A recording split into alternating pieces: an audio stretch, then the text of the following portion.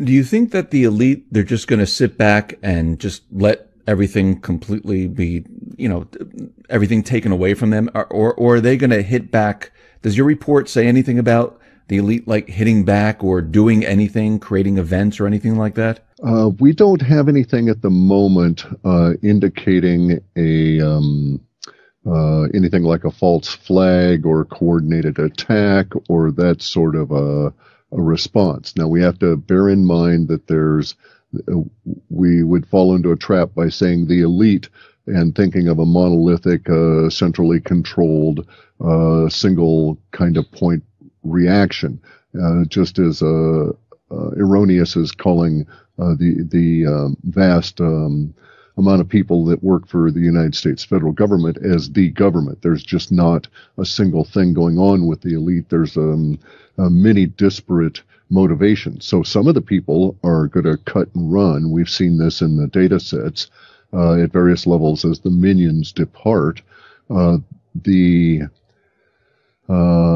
practical reality that we're facing has a power pyramid at its top that has been controlled for some 70 plus years by secret societies that have been infiltrated and are being used to hide criminals.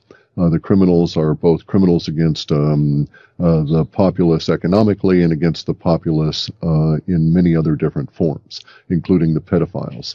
And so the criminality has been hidden by the juxtaposition of the secret societies being ubiquitous throughout government as well as in the media. So there's, the justice system and so on. So the wall that has been held in place was essentially held there and kept there by the media, by the legacy media, because as long as you would bring up anything that the elite didn't want to have discussed, you would be ridiculed. You'll notice, for instance, that I could sit here right now and say that the Queen of England is known to have killed at least 10 native children from BC, Canada, and I'll never be sued. Okay, I can say that this woman may, in all probability, be demonically possessed, and I'll never be sued by them for anything. I could say this about virtually anybody I chose, these kind of words, and you'll never be sued because they don't want this to get to a legal issue. They'll never sue you to try and protect themselves that way. They don't care. Their response in the past would be to have the media come on out and do their damage control and build a wall for them and basically ridicule you into silence, just like the UFO people that have an encounter and see an unidentified aerial phenomenon and report it to the authorities and media in the past would be ridiculed, and so we were set up to mentally not see these things. That whole mental process is broken down due to circumstances that we needn't go into at the moment, but it's really giving the elite a huge problem on many different levels. Now, in your report, you have something in there that says there's going to be a global backlash against the media corporations as part of this shifting narrative over 2017. There's a national movement against the media. What do you mean by this? It's going to come out that major corporations, whether it was by direction of the board of directors or whether they were infiltrated by a secret society that all worked as a whole within that corporation, but these corporations have been feeding into our media a mental mind control kind of a thing for the past 40 or 50 years. These organizations, it'll come out this year as to what they've been putting into their media offerings, their entertainment offerings, and how negative it was for us as a social order and for individuals. And there'll start being suits against these companies, and then there will be a giant sort of mom's march against the evil entertainment industry. And to a certain extent, it shows in our data sets as taking on some of the language of fundamentalism, but it's not religious in nature. It's more of just an outrage, a It's very much driven by feminine energy. It's very much driven by protecting the house. It's very much driven by feeling of unacknowledged victim status, in the sense that you didn't realize you were being victimized.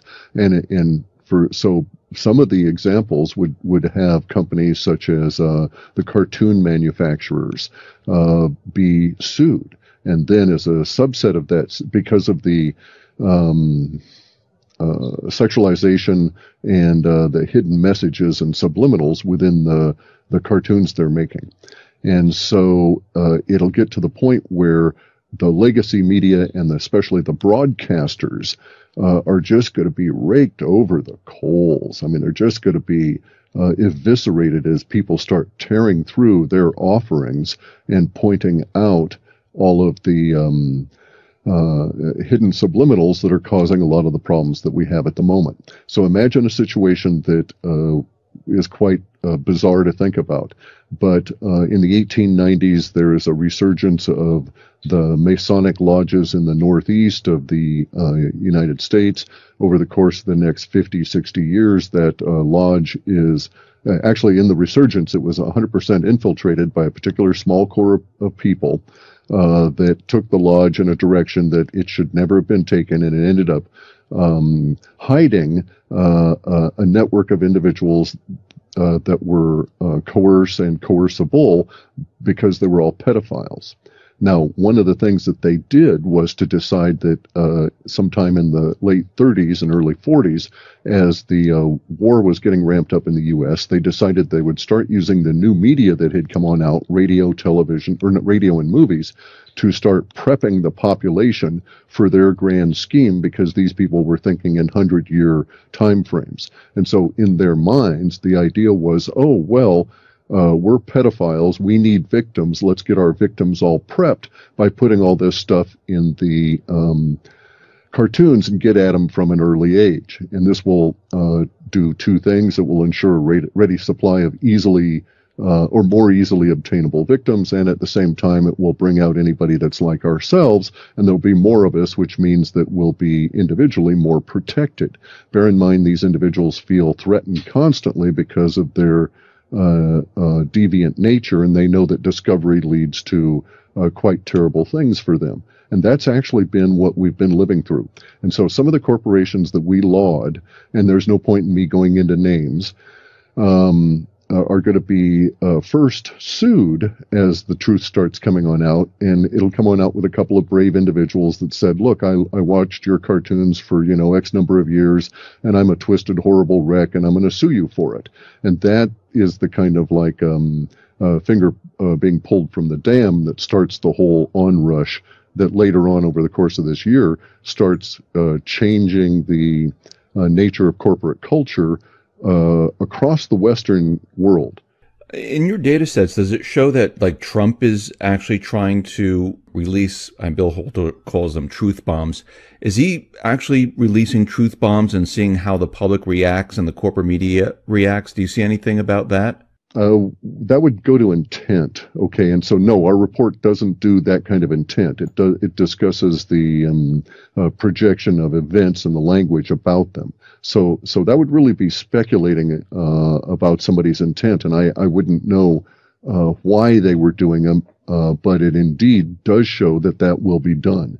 And in fact, we're able to look at enough of it arising that I was able to label it as Strategy 3. The idea of creating a third force. Those words also appeared in the data.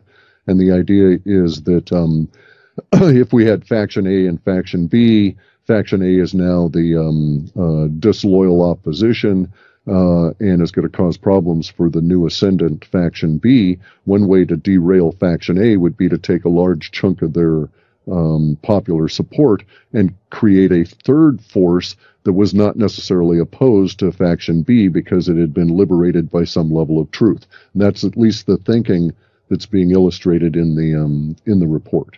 And so we've got some factual things on the ground here these last few weeks, especially, that would point towards that being an effective forecast. I'm going to get into the economy right now. In your report, you have a section in there that talks about the economy. What do you see for the markets during the year of 2017? The market, I mean, there are people out there saying the market's going to go to 100,000. Are you seeing this? Where do you see the markets going? If you mean like shares, the stock markets, yeah, the indications in the data are that we'll be discussing that not just you and I, but the more general population will be discussing the idea of a Dow at 125,000 some point later on this year, and so it's pointing to hyperinflation, and the hyperinflation we see in the report really appears as a result of the chaos we go through that's indicated from March through May, as a bunch of currencies go into crises and a bunch of the percolating pots of crises and coffee all come to a boil all at once in this 3 or 4 month period of time. And then the response by the Fed is basically to, I guess you'd have to say, abandon the dollar or not support it anyway, and let the dollar be totally debased in order to try and support the system as a whole. The mechanisms are not showing in the data sets. It's not like it's an organized plan or a playbook, but we get some hints as to what's going to go on. So my response is that what I think will occur is that any interest rate raising is going to be meaningless in the vast amounts of quantitative easing, which basically is debasement of the dollar to a huge level, and the subsequent currency crises would make sense under those circumstances. Now, the last time we spoke, we talked about the economy not doing well, where ATMs were going to run out of currency, people were going to lose pensions, the housing market was going to go bust. Are we still on track for that? Oh, yes. Oh, yeah. And in fact, it's baked in the cake. That part of, we have to go through a truth and reconciliation period of time. At a macro level, we've been living under an illusionary veil of lies from economically for at least the last 40 years. I mean, ever since we got off the gold standard in the 70s, really, it's all been lie it, fake it until you make it kind of stuff, and lie it into existence. So we have to go through a slap in the face from reality, as the people in India, for instance, are doing at the moment with their currency issues. And as we go through the currency crises, those things will show up. We'll have ATM shutdowns. We'll have riots in the food stores, Venezuela-type period of time. It may lead to individual states having to call out National Guard in order to restore order. The chaos that we're going to go through, I think, would be more representative of the 1918 period of time and the rejection of globalism then, and the outbreak of new ideas and so forth that led to the Roaring '20s, than in fact the many people saying we're actually echoing 29 and that kind of a crash. So yes, we're going to go into a depression, I think, and not a recession, but a real actual acknowledgement of a depression as the currency has come unwound. And it's going to have huge ripples in our society, because so much of it is built on, well, all of it is organized around a currency that is based on debt. The currency is not based on wealth. It's not based on growth. It's only based on debt and the continuing assumption of more debt, which equals a Ponzi scheme. And once you get to a certain stage, all Ponzi schemes collapse. Now, when you say the unraveling of the currency, you mean the dollar losing complete value, where it'll be worthless? Where confidence. Correct. Exactly. Correct. And we shouldn't be shocked. It's happened in this country. It's happened repeatedly since we've been in existence as a nation. I think there have been 5 or 6 major currency schemes in the USA, interspersed with long periods of a gold standard. And the long periods of gold standards were basically when we grew. China started paper money over 6,000 years ago, and they routinely crash a currency every 27 to 40 years and have to start up with a new one. And it has to do with confidence. Once you lose confidence in the dollar, it takes them a while to get you to have confidence in some other representation of money, some other currency. And bear in mind that it's currency that you pass back and forth with dollars. Currency is not money. It's one step removed. It's something that allows you to do business and have a current transaction and exchange current energy with people without necessarily having to mess with moving real money, which, could be silver and could be quite heavy, that sort of thing. So the currencies are going to cause us real problems because of their age, that there's no value or wealth in them. And we're at that point where we've got to overcome to get beyond and get ahead. And at least in this particular point, there's enough of us that are waking up that we can sit here and contemplate what we're looking at for the next 5 and 6 years and so on, and do some planning as opposed to have to react from crises to crises to crises over that same 6-year period of time. Does that mean that the dollar will no longer be the reserve currency of the world? That's already occurred. The petrodollar has died. We know this now because we have, I don't know how many nations in negative interest rates. All of those are Western currencies that are dollar pegged or based. And now people are trading in oil around the dollar without involving themselves in the dollar at all. So the petrodollar has died. It's no longer true that the U.S. dollar is reserve currency. And we're going to find that out really rapidly this year when it's going to turn out that the Federal Reserve Bank, which is not part of the federal government, has no reserves, and is not a bank, is going to try and issue or trying to buy debt that's being issued by the U.S. government that won't be bought by foreign nations. So in our data sets, we have data for a period of time later this year, probably in midsummer or later, in which bond offerings for U.S. treasuries are only purchased by the Fed. So you're starting to make and eat your own dog food.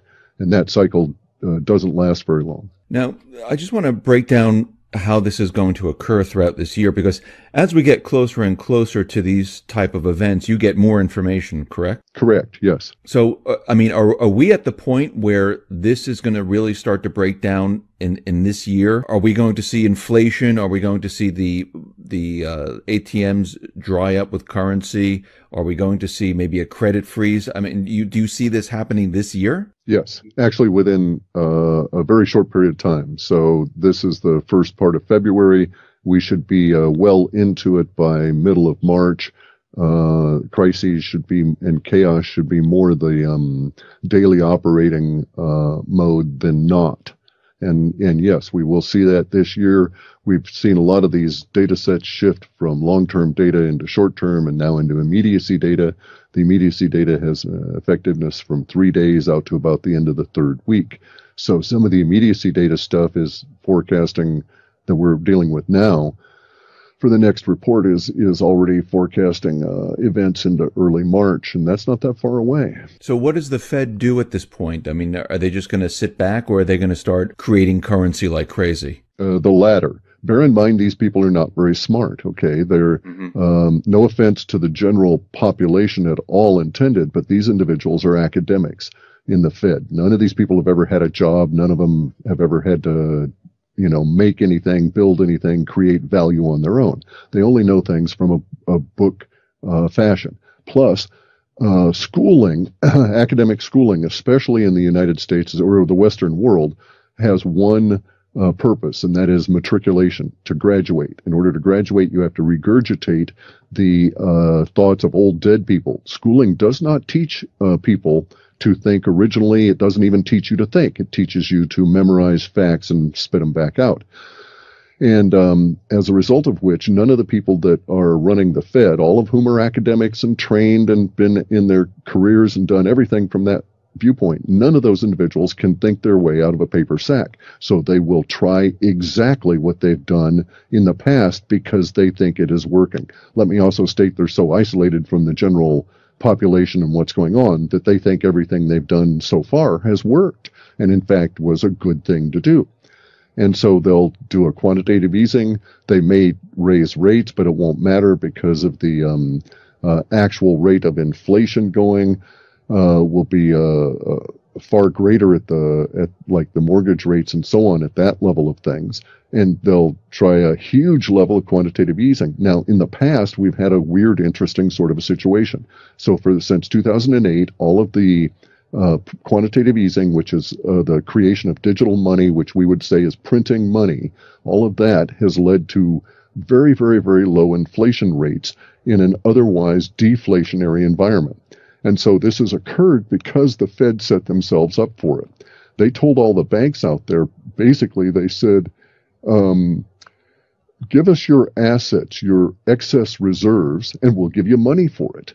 And so the banks, not being stupid, they gamed the system, and they would get money from the Fed, and they would use it to acquire excess reserves, which they would then give to the Fed as collateral to get more money. So the banks never loaned money into the system at all. And so the Fed at that time was forced to keep lowering rates in order to keep the system going until they eventually got to the point where we're at now, where they're considering negative rates. And so they decided in 2015 that they were going to try the opposite and try and lever themselves out the way they've done in all previous crises. But in all previous crises, they've never ever had this excessive reserves stash and we'll give you cash policy. So that led to this circuitous eating of money that didn't get into the general population. Thus, we only had marginal inflation in those things that we really need and not a generalized visible inflation everywhere. And so that's going to fall away. Plus, the media, legacy media that used to lie about all the inflation is falling away. And under these two circumstances of the excessive reserves going away because of the long-term rates going up, and therefore banks can make more money loaning money out now than they can what they used to do is they'd buy a house or take over a foreclosed house. Then they'd run to the Fed and show the Fed the deed, and the Fed would give them money for holding this excessive reserve. Now they're actually inclined to say, well, look, we're only making 1% maybe on this money that we've got for this deed for the house. So we're just going to sell the house and then we'll loan that money out. We'll make 3 and 4 and 5 and 6 and 7% as rates go up. And basically they won't recycle the excessive reserves back into the Fed anymore. And so they'll stop gaming that system. And the minute that individual banks do that, then those individual banks become conduits for that currency to start going into the general economy. And thus we're going to get to this situation where the abandonment of gaming the Fed is going to create inflation very rapidly, and the Fed will be too locked into easing, and we'll get into hyperinflation, and then they'll start trying to chase the interest rates after that, and that's when it shows as coming all unglued at the local regional bank level. So it's going to be chaotic. It's going to be wild. When you say hyperinflation, can you give an example of what you mean with hyperinflation? Well, the Dow would be 5 times what it is now, or 6 times what it is now, over $125,000, which means that the money's been debased by that same factor. So if you're spending $2 for a gallon of gas now, you can imagine you'll be spending $12 to $15 for a gallon of gas. And that's just the start. Okay. And is this going to be a global phenomenon? What happens to the other countries, Europe? No, actually, the breakdown goes a different way, okay? Within our data sets, we've always had Canada and Australia dollars because they call them dollars at some level and talk about their currency that way. It lumps in with our dollar, and I've got to go through and separate it out. So I know these two in particular, as well as Ecuador, because they're tied to the U.S. dollar. They show up within our USA POP data sets that way. But the Australian dollar and the Canadian dollar are actually going to strengthen against our failing dollar. Once we get to a certain point, the USA dollar starts going down, and commodity-rich countries like Canada and Australia will start rising because there's going to be a commodity purchase boom by the only buyer on the planet, really, at the moment, which is China. And so those two countries go up. Europe is going to not survive as the euro. And that's going to be horrific for everybody over there in a lot of different ways. Here in the United States, what about the jobs? Do you? I mean, when this all hits, we're going to see mass layoffs? There's a lot of that in there. But it's not going to be a all at once kind of thing. It's not going to be all in a week. So, for instance, the data sets show that as we get into fall, the regional banking crises really starts precipitating the rolling out of the crises in the, quote, educational system, which is really the school system. And by that, I'm talking about the colleges. And so because of the lending problems break down there, and because the schools themselves are having problems, we have a number of individuals that aren't working in that industry anymore and aren't attending school. So we get a lot of that showing up. But in terms of mass layoffs, it's different now because you don't really have a situation of mega employers that are going to say lay off 20 or 30,000 people per day for a whole week. It just doesn't really get to that level. The problems show up in regional banks, and then what we might think of as the regional or mid-tier companies, so say 500 employees or less, and those are the guys that get hit by this first. Now, the good news is that humans are not stupid. They're motivated by their own personal welfare, and so there are going to be people that are going to start working out solutions as we get into the crises just because they're desperate enough to do it. And some of these solutions show as being valid across the nation as a whole as we go through these next couple of years. But it's going to be a rough couple of years. There's absolutely no question. Will it get as bad as Greece or Cyprus or, Venezuela? Probably, but I don't think that'll be ubiquitous across the country all at the same time. So you think this is going to last for a couple of years where people are struggling? This is not just going to be like, 5 years at least 5 years. We have these two broad memes, if you will, okay? And one of them is that we've separated out into what we call USA population, USA pop.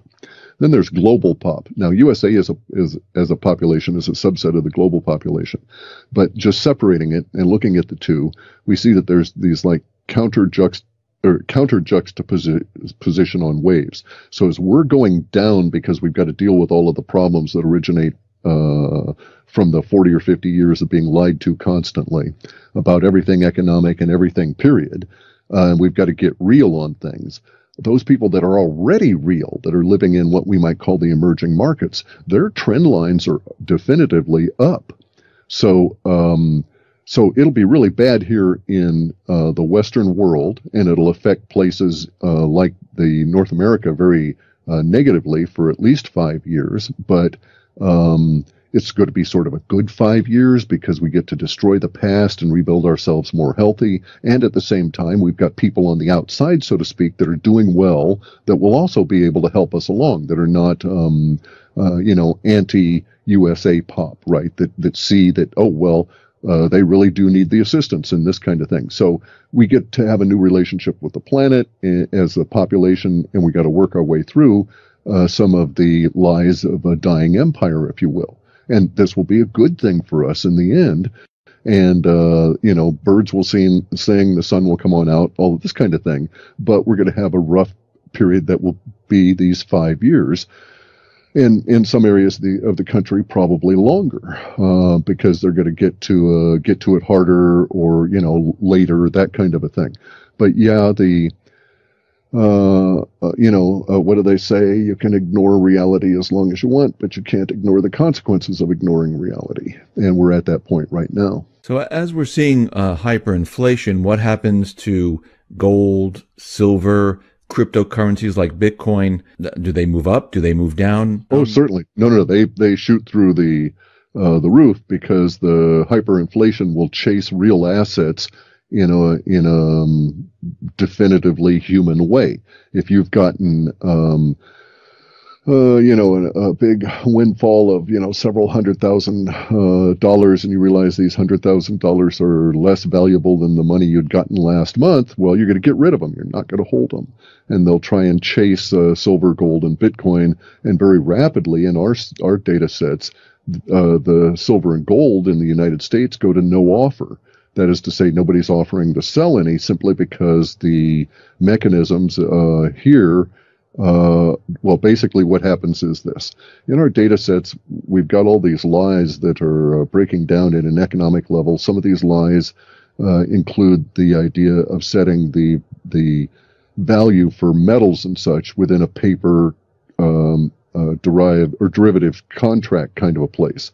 And those lies end up going away, and we go to no offer here because people see that, oh, look, if you go and try and sell your silver in the same place that they trade these silver contracts, you'll get maybe $100 an ounce for the stuff. But if you hold out and actually sell it as physical silver to a guy who's willing to come and pay you, you'll get $345 an ounce for it. And that guy is probably going to work on getting it over to China, where they'll pay $500 an ounce for it.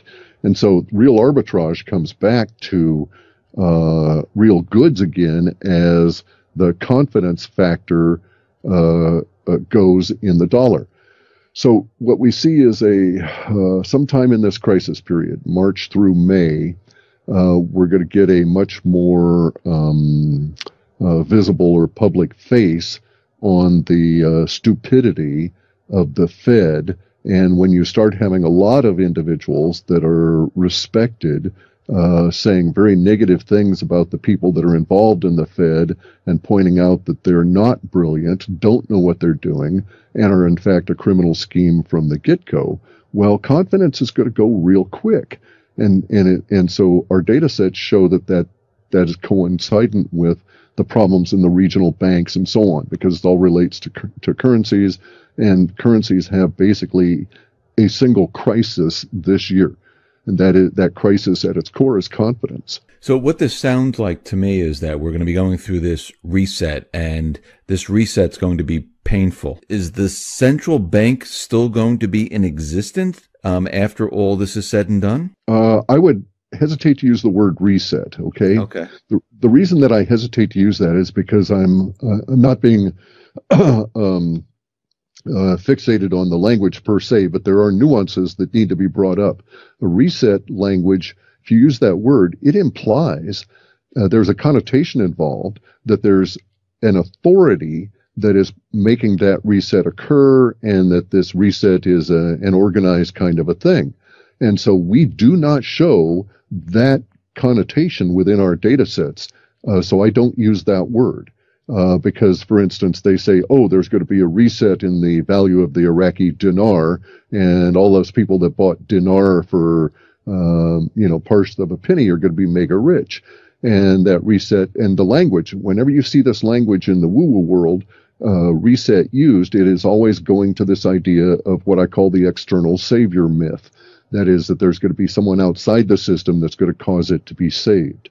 And that is not the case that we have here. We don't have a reset. We have all of humanity struggling to, well, especially because of the Western world, but we have the Western Empire struggling to come out of empireness and the lies that have held us all in that state of mind for, like, as I say, the last 40, 50 years. After all this, who controls the monetary system? Is it still the central bank? No, we don't. We have the central bank sort of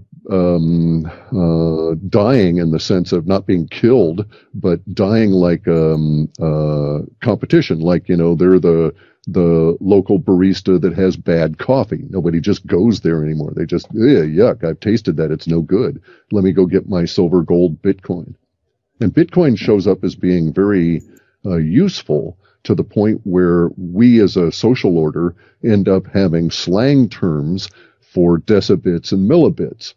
And so we know that the slang will evolve because there's forecasts of that within our work. We just don't know what those words are going to be, but we'll have words for millibits that are equivalent to the word for a penny or for a lira, that kind of a thing, right? Because we'll be using it. We'll be transacting in that. Cliff, do your data sets see anything that has to do with war or anything like that? There's a lot of it, but no, we don't have, there's a lot of the grumbly level war language, all right? But in general, that appears to be winding down in the long-term data sets. So it is as though faction A when they were in control, had so much of the resources going into the wars that they were able to sustain those because they were constantly being paid for.